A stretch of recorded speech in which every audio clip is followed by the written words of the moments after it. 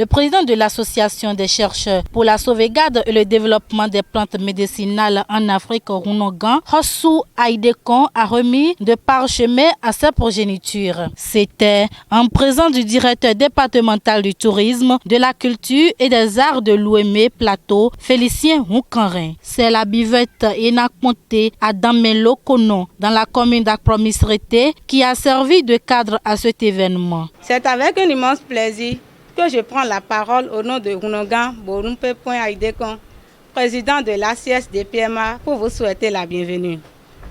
Cette association a vu le jour vers les années 65 sous l'égide de plusieurs personnes, avant M.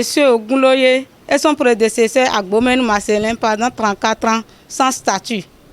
Ce fut le règne de l'actuel président que cette association a eu son statut depuis 1992 à nos jours.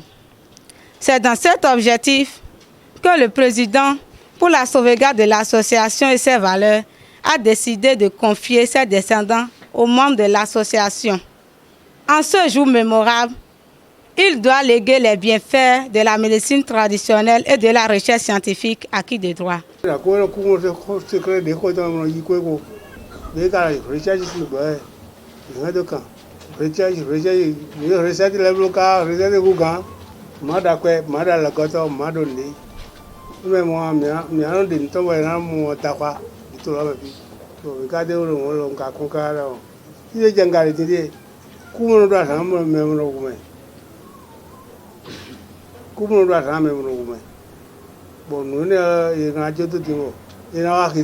Notons qu'ils sont au nombre de 12 qui ont reçu leur diplôme. Ceci leur permettra d'exercer ce travail de la tradition béninoise. Nous sommes venus ce jour, samedi 3 octobre 2020, pour la remise de diplômes aux apprenants en médecine traditionnelle de l'association des chercheurs pour le sauvegarde et le développement des plantes médicinales en Afrique.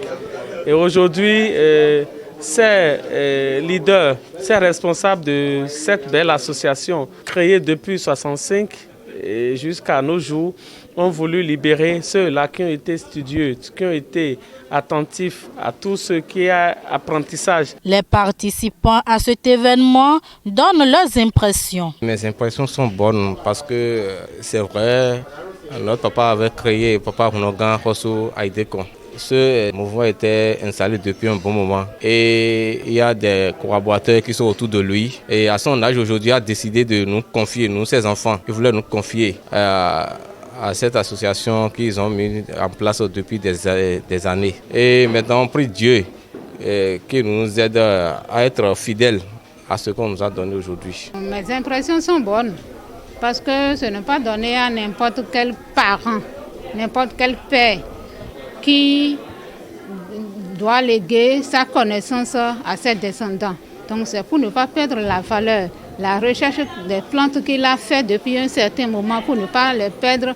C'est pourquoi il a jugé bon de donner ses connaissances à ses descendants, comme vous l'avez vu aujourd'hui. L'homme sans culture est un arbre sans fruits.